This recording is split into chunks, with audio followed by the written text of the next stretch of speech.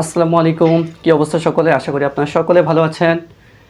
তো আবারও আপনাদের সামনে একটা ক্লাস নিয়ে হাজির হলাম। তো আজকের ক্লাসটা আপনারা যারা মানবিক বিজ্ঞান এবং কমার্সে আছেন সকলের জন্যই ইম্পর্টেন্ট এই ক্লাসটা। তো আপনারা সকলে প্রথম থেকে শেষ পর্যন্ত ক্লাসটা দেখবেন। আজকের এই ক্লাস থেকে আপনারা 2 থেকে 3টা এমসিকিউ কমন পাবেন, এমনকি একটা সিকিউ কমন পেতে পারেন। তো আজকে যে চ্যাপ্টারটা নিয়ে আলোচনা করব এটা হচ্ছে সাধারণ বিজ্ঞান। যারা কমার্সে আছেন এবং আর্টসে আছেন তাদের জন্য এটা সবচেয়ে গুরুত্বপূর্ণ। তবে যারা সায়েন্সে আছেন তারাও কিছু কিছু টপিক এটা থেকে দেখতে পারেন। এই চ্যাপ্টারটা শুরু করার আগে আমি কিছু বেসিক আলোচনা করব, যেটা হচ্ছে বলা হয় অধ্যায় সারমর্ম। এটা নিয়ে আলোচনা করব এবং এরই ধারাবাহিকতায় আমরা হচ্ছে কিছু এমসিকিউ সলভ করব। আপনারা যারা ক্লাসটা মনোযোগ সহকারে করবেন আশা করি অনেকটাই হেল্পফুল হবে। তো চলেন আমরা কথা না বাড়িয়ে ক্লাসটা শুরু করি। তো আজকের অধ্যায়ের নাম হচ্ছে উন্নততর জীবনধারা। তো দেখি আমরা ক্লাসের শুরুতেই কিছু বেসিক নিয়ে আলোচনা করি। আপনারা দেখতে পাচ্ছেন অধ্যায়ের সারমর্ম। এখানে কিছু এই অধ্যায়ের যে সারমর্ম অর্থাৎ এই অধ্যায়ের মধ্যে কি আছে এটা নিয়ে আমরা একটু বিস্তারিত জানি। দেখেন অধ্যায় সারমর্ম, শর্করা ও খাদ্যের উপাদান। শর্করা এবং কি খাদ্যের উপাদান, এই পাঠের মূল আলোচনা আবর্তিত হয়েছে শর্করা এবং কি খাদ্যের মৌলিক উপাদান সম্পর্কগুলো নিয়ে, উপাদানগুলো নিয়ে। তো দেখেন নিচেকে 3টি প্রধান ভাগে ভাগ করা হয়েছে। খাদ্যের যে উপাদান আছে এদিকে প্রধানত 3টি ভাগে ভাগ করা হয়েছে। দেখেন প্রথমত খাদ্যের শ্রেণী বিভাগ ও ভূমিকা। দেহে পরিসূচক খাদ্য যেগুলো হচ্ছে পরিপাক, সহজেই পরিপাক হয়, এগুলোকে পরিসূচক খাদ্য বলা হয়। তো দেখেন এখানে আছে শর্করা, আমিষ, আমিষের মধ্যে রয়েছে প্রোটিন, স্নেহ যেটাকে ফ্যাট বলা হয়। এই 3টি উপাদান দেহ গঠন ও শক্তি যোগায়। আশা করি বুঝতে পেরেছেন। এরপর দেখেন সহায়ক উপাদান। খাদ্যের প্রাথমিক উপাদান ছাড়াও কিছু সহায়ক উপাদান রয়েছে, যেমন বলতে পারেন পানি, খনিজ লবণ এবং কি ভিটামিন। এগুলো হচ্ছে সহায়ক উপাদান। এই যে ভিটামিন, খনিজ লবণ, পানি। পানি দেহকে কি রোগমুক্ত রাখতে এবং অভ্যন্তরীণ কাজ পরিচালনা করতে সহায়তা করে। তো আপনাদের প্রশ্ন হতে পারে যে খাদ্যের সহায়ক উপাদান নিচের কোনটি? একটা দিয়ে দিল আপনাদের ভিটামিন, হ্যাঁ, এরপর বাকি 3টা অপশন একটু অন্যভাবে দিয়ে দিল, তাহলে কি আপনাকে মনে রাখতে হবে। ওকে, আশা করি বুঝতে পেরেছেন। এরপর দেখেন প্রধান শক্তি। মানুষের প্রধান খাদ্য কি? আমরা কি আমাদের বাঙালি, আমাদের প্রধান খাদ্য কি বলেন দেখি? আমাদের প্রধান খাদ্য কি? ভাত, তাই না? অবশ্যই ভাত। এই ভাতে কি থাকে? শর্করা। তাহলে আমাদের প্রধান খাদ্য কি? শর্করা। ওকে, এরপর দেখেন একজন পূর্ণবয়স্ক মানুষের দৈহিক খাদ্যের প্রায় 60% শর্করা হওয়া উচিত। আপনি যে একটা পূর্ণবয়স্ক মানুষ, আপনি যদি একজন পূর্ণবয়স্ক মানুষ হয়ে থাকেন তাহলে আপনার দৈনিক খাদ্য তালিকায় 60% শর্করা রাখতে হবে। অন্যথায় কি আপনি যে কোনো রোগে ভুগবেন, বা হচ্ছে অনেক সময় দেখবেন ওজন বেড়ে যাবে, ওজন কমে যাবে, শ্বাসকষ্ট হবে, বা হচ্ছে অন্য যে কোনো ধরনের আপনার কি রোগ হতে পারে। তাহলে কি করতে হবে? আমাদের দৈহিক খাদ্য তালিকায় 60% শর্করা রাখতে হবে। আশা করি বুঝতে পারছেন এটা। এরপরের স্লাইডে দেখি কি আছে। শর্করার রাসায়নিক গঠন। ওকে, শর্করার রাসায়নিক গঠন ও উৎস। দেখেন এখানে শর্করা মূলত কার্বন, হাইড্রোজেন এবং অক্সিজেন দ্বারা গঠিত। কার্বন, হাইড্রোজেন এবং অক্সিজেন এই 3টা মৌলিক উপাদান নিয়ে গঠিত। কি গঠিত? এটা প্রশ্ন হতে পারে যে শর্করা, রাসায়নিক শর্করা গঠন, রাসায়নিক শর্করা কি কি দিয়ে গঠিত? কার্বন, হাইড্রোজেন এবং কি অক্সিজেন। অর্থাৎ শর্করার মূলত কার্বন, হাইড্রোজেন এবং অক্সিজেন নিয়ে গঠিত। ওকে, এরপর উৎসের ভিত্তিতে আবার একে দেখেন কয়েক ভাগে ভাগ করা হয়েছে, যেটা হচ্ছে শ্বেতসার বা স্টার্চ। এটি উদ্ভিজ্জ শর্করার প্রধান যৌগ। প্রশ্ন হতে পারে উদ্ভিজ্জ শর্করার প্রধান যৌগ কোনটা? এটা কি শ্বেতসার বা স্টার্চ। এর উৎস কই থেকে পাওয়া যায়? এই শ্বেতসারটা দেখেন ধান, গম, ভুট্টা, আলু এবং কি কচু থেকে পাওয়া যায়। এরপর দেখেন গ্লুকোজ এবং কি সুক্রোজ। আসলে প্রশ্ন হয় গ্লুকোজ এবং সুক্রোজ কই পাওয়া যায় বা উৎসগুলা কি? উৎসগুলা দেখেন এই যে আঙ্গুরে পাওয়া যায়, আপেলে পাওয়া যায়, গাজরে পাওয়া যায়, আর আখের রস এবং চিনি এবং মিশ্রির দানাতে সুক্রোজ পাওয়া যায়। ওকে, এসব হচ্ছে মুখস্থ করে রাখবেন, কারণ কি আমি যখন এমসিকিউ সলভ করব দেখবেন যে এগুলা থেকে এমসিকিউ এসেছে। যদি বিগত কোশ্চেনগুলো দেখেন তাহলে বুঝতে পারবেন। এরপর ফ্রুক্টোজ। ফ্রুক্টোজ কিসে কিসে পাওয়া যায়? সবচেয়ে বেশি পাওয়া যায়, এই যে মনে রাখবেন মধু। এটা বিগত প্রশ্নে এসেছিল যে মধু বা হচ্ছে ফ্রুক্টোজের প্রধান উৎস কোনটা? মধু দিয়ে দিল, বাকি 3টা অপশন আলাদা করে দিল। এরপর এই বাকিগুলো মনে রাখবেন, আম, পেঁপে, মধু এবং মিষ্টি স্বাদের জন্য এটি দায়ী। প্রশ্ন হতে পারে আবার যে মিষ্টি স্বাদের জন্য দায়ী নিচের কোনটি? তাহলে কি ফ্রুক্টোজ। ওকে, দেখেন এরপর সেলুলোজ, এটি একটি অদ্রবণীয় শর্করা, যে আঁশ জাতীয় খাবার। আচ্ছা ভাইয়া, আঁশ জাতীয় খাবার কি বলেন দেখি? আঁশ জাতীয় খাবার হচ্ছে সে সকল খাদ্য, যে সকল খাদ্য কি, ওই যে রাফেজ পড়ছিলাম না আমরা, রাফেজ জাতীয় খাদ্যকে কি আঁশ জাতীয় খাবার বলা হয়। আঁশ জাতীয় খাদ্য কোনটা আছে? তরমুজ আছে, আনারস আছে, এরপর কি বেল আছে, বাদাম আছে, এবং শাকের মধ্যে বা বিভিন্ন সবজির মধ্যে ডাঁটা শাক আছে। এসব হচ্ছে কি আঁশ জাতীয় খাবার। এটির কাজ কি? এটি হচ্ছে কোষ্ঠকাঠিন্য দূর করতে সহায়তা করে। এরপর বিশেষ কিছু গুরুত্বপূর্ণ তথ্য দেখেন আপনাদের পরীক্ষার জন্য। প্রাণীর শর্করা, প্রাণীদের সঞ্চিত শর্করাকে গ্লাইকোজেন বলা হয়। তাহলে কি বলা হয়? প্রাণীদেহে সঞ্চিত খাদ্যকে গ্লাইকোজেন, খাদ্য না সরি, প্রাণীদেহে সঞ্চিত শর্করাকে গ্লাইকোজেন বলা হয়। এছাড়া দুধের শর্করাকে বলা হয় ল্যাকটোজ। এই দুইটা খুবই খুবই গুরুত্বপূর্ণ। দেখেন এটা আর হচ্ছে কি এইটা, শর্করাকে কি বলা হয়? ল্যাকটোজ, ল্যাকটোজ বলা হয়। দুধের শর্করাকে ল্যাকটোজ এবং কি প্রাণীদের সঞ্চিত শর্করাকে কি বলা হয়?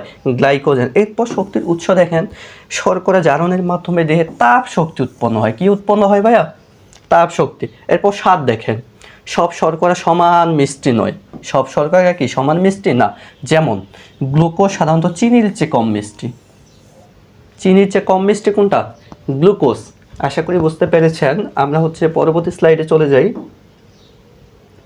এই যে এই ছকটা, এই ছকটা আপনাকে যেভাবেই হোক মুখস্থ রাখতেই হবে। এই ছকটা আপনাকে মুখস্থ রাখতেই হবে। দেখেন এক নজরে মনে রাখার কিছু তথ্য দেখে রাখেন।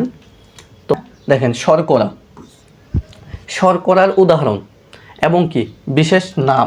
শর্করাকে বিভিন্ন ভাগে ভাগ করা হয়েছে। দেখেন স্টার্চ, স্টার্চ উদাহরণ কই থেকে পাওয়া যায়? স্টার্চ ধান, গম, ভুট্টা। এরপর বিশেষ নাম, উদ্ভিদের প্রধান শর্করা। তাহলে কি উদ্ভিদের প্রধান শর্করা বলা হয় কাকে? স্টার্চকে। এরপর ফ্রুক্টোজ, ফ্রুক্টোজের উদাহরণ কই থেকে পাবো আমরা? আম থেকে পাবো, পেঁপে থেকে পাবো, মধু থেকে পাবো। এবং ফ্রুক্টোজ এটা একটা সবচেয়ে বেশি ইম্পর্ট্যান্ট। ফ্রুক্টোজ ফ্রুট সুগার বলা হয়। ফ্রুট সুগার কাকে বলা হয়? ফ্রুক্টোজকে ফ্রুট সুগার। এরপরে দেখেন সেলুলোজ, সেলুলোজ কই থেকে পাবো আমরা? শাকসবজি এবং কি বেল এবং বিভিন্ন ধরনের আঁশ জাতীয় খাদ্য। বিশেষ নাম, আঁশযুক্ত খাবার বা হজম সহায়ক। আচ্ছা এরপর দেখুন গ্লাইকোজেন, গ্লাইকোজেন কই থেকে পাই আমরা? প্রাণীজ উৎস থেকে পাই, প্রাণীজ উৎস থেকে পাই। এর অপর নাম কি? প্রাণীজ শর্করা। যেহেতু প্রাণীজ থেকে পাই তাহলে প্রাণীজ শর্করা। এরপর ল্যাকটোজ, ল্যাকটোজের কই থেকে পাবো আমরা? দুধ থেকে। এটা কি দুগ্ধ শর্করা। অপর নাম হচ্ছে বা বিশেষ কাজ হচ্ছে কি দুগ্ধ শর্করা।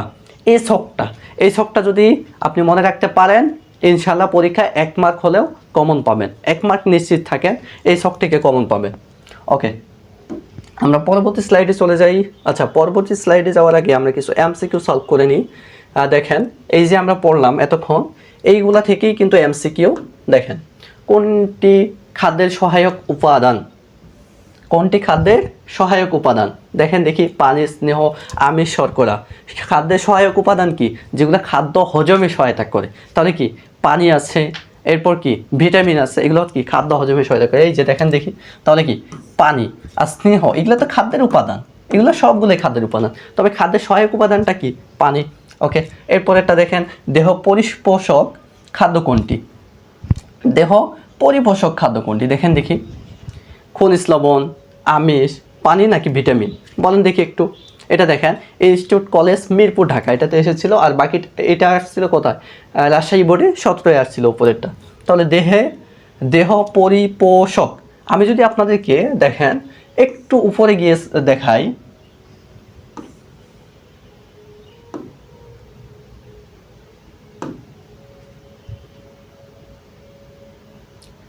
এই যে দেখেন, এইখানে দেখেন, এই যে দেহ পরিপোষক খাদ্য, খাদ্যের শ্রেণীবিভাগ শর্করা, আমিষ এবং প্রোটিন। তাহলে কোনগুলা? দেহ পরিপোষক খাদ্য শর্করা, আমিষ এবং স্নেহ, এই 3টি উপাদান দেহ গঠন শক্তি যোগায়। শর্করা, আমিষ, স্নেহ এবং প্রোটিন। তাহলে দেখেন শর্করা, আমিষ, স্নেহ এবং প্রোটিন। তাহলে কি আমিষ জাতীয় খাদ্য?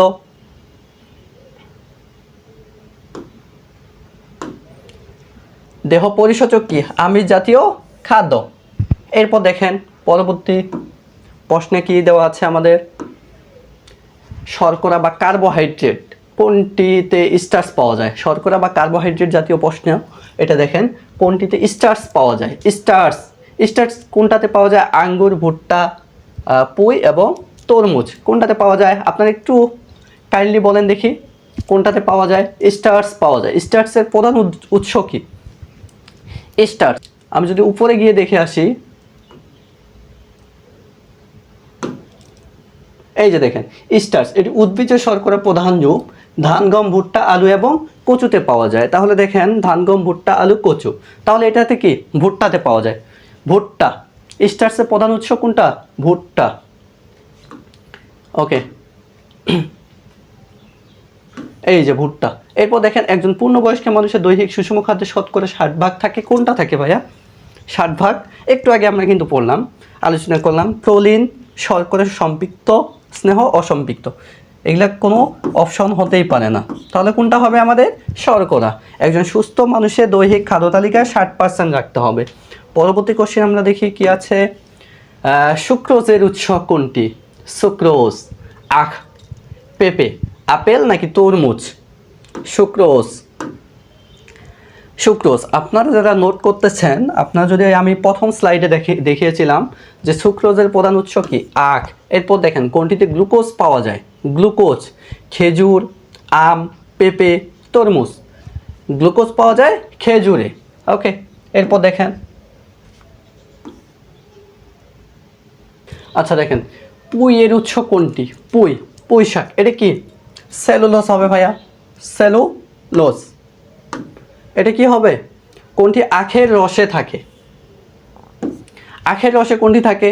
আখের রসে কোনটি থাকে? গ্লুকোজ, সুক্রোজ, ফ্রুক্টোজ নাকি সেলুলোজ? আখের রস। আখের রসে কোনটি থাকে? সুক্রোজ। সুক্রোজ আখের রসে সুক্রোজ। এরপরেরটা দেখেন দেখি, মানুষের প্রধান খাদ্য কোনটা? মানুষের প্রধান খাদ্য কোনটা? মানুষ, আমরা যেহেতু মানুষ, আমরা কি খাই? ভাত খাই। ভাত, ভাতের মধ্যে কি রয়েছে? শর্করা। তাহলে আমাদের ভাত যদি প্রধান খাদ্য হয়, তাহলে খাদ্যের উপাদান হিসেবে আমরা কি বলতে পারি? শর্করা আমাদের প্রধান খাদ্য উপাদান। প্রধান খাদ্য কোনটা?